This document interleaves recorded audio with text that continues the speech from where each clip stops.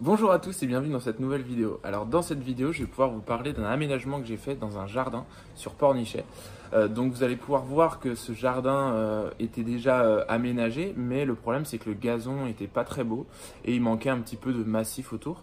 Donc je vais vous montrer tout ce que j'ai fait, toutes les étapes pour rendre ce jardin plus beau, lui redonner un petit peu de vigueur.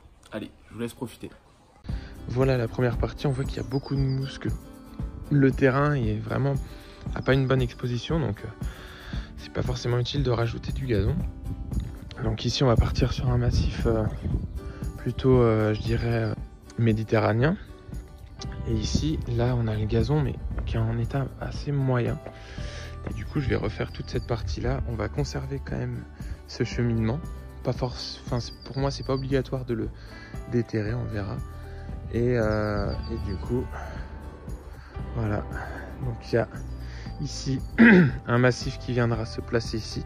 Donc la cliente m'a placé des bois pour m'indiquer en arrondi, et après sur cette partie tout autour il y aura une retenue de pierre pour éviter justement qu'il y ait trop d'humidité contre le mur. Ça a déjà été mis, je vais le refaire et je vais mettre une bordure qui va bien tenir le gravier, que ça se mélange pas au gazon.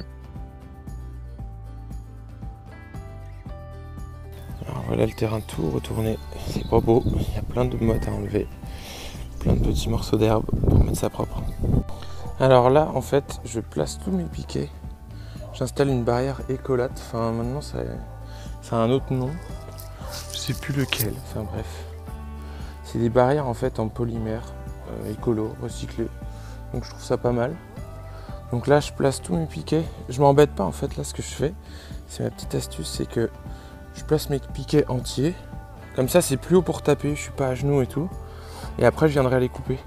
Je place mon cordeau, je fais une petite tranchée tout le long pour légèrement l'enterrer, et puis après il n'y a plus qu'à. Du coup c'est ça, rouleau flex, voilà, vous avez tout ce qu'il faut, éco machin, voilà. Et là on a le gazon qui est en train d'arriver, et puis après je vais retravailler encore un petit peu le sol, le raplanir. Peut-être je vais le faire à la règle ou au râteau, mais voilà, si vous galérez, vous pouvez aussi prendre votre règle en alu pour bien mettre tout à plat. Bon là le sol il est franchement pas trop crade, il y a juste quelques cailloux à enlever au râteau et puis ça va être bon quoi. Avant, après, fois ça m'arrive de simplement les poser, comme celles que vous avez là. Celles-là elles sont intégrées dans le sol, donc dans le gazon, vu que j'ai préparé, j'avais laissé et puis voilà quoi. Beaucoup plus simple. Et là je vais faire un aménagement, donc j'ai rajouté des plantes, donc beaucoup de plantes à fleurs blanches, parce que je vais mettre de l'ardoise, parce qu'en fait on avait déjà un espace aménagé ici en ardoise, et du coup je voulais faire un rappel ardoise, mais par contre je vais prendre beaucoup de fleurs blanches qui vont ressortir dans ce massif là quoi. Bon, allez, là je vais vous montrer un aménagement simple, il me reste une petite bidouille à mettre là. Mais en gros ici je suis parti sur des plantes qui ont, bon, vous voyez bien c'est plein soleil, c'est des plantes très peu demandeuses en eau.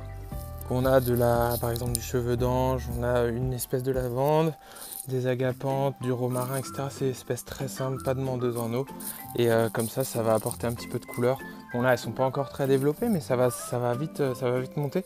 Et les dalles je me suis pas emmerdé, ça sert à rien, des fois il y en a qui les scellent, etc. Moi je sais que j'aime bien changer, des fois modifier, etc. Là on est sur les petites paliers d'ardoise avec les dalles ardoises qui sont là, des 60 par 30. Les paliers c'était des 2 mètres. Normalement des fois on met des 1 mètre, moi je préfère mettre des gros. Enfin, par rapport à l'entrée et tout, je trouvais que ça correspondait. Après c'est des plantes voilà, qui n'ont pas besoin de beaucoup d'arrosage comme je l'avais dit. Et en haut on a fait un rappel, ici c'était de la paillette plus petite. Moi je sais que j'aime moins, ça vieillit beaucoup moins bien, il faut mettre de la plus grosse. Certes c'est plus facile à pelleter les paillettes comme ça, mais ça je trouve ça plus beau, plus intéressant dans un jardin. Peut-être qu'elle après elle rajoutera de la grosse. Donc j'ai fini par, j'avais un autre palier que j'ai mis là en retenue. Donc on a le gazon là qui a déjà pris une belle couleur en 1 jour et demi, 2 jours là.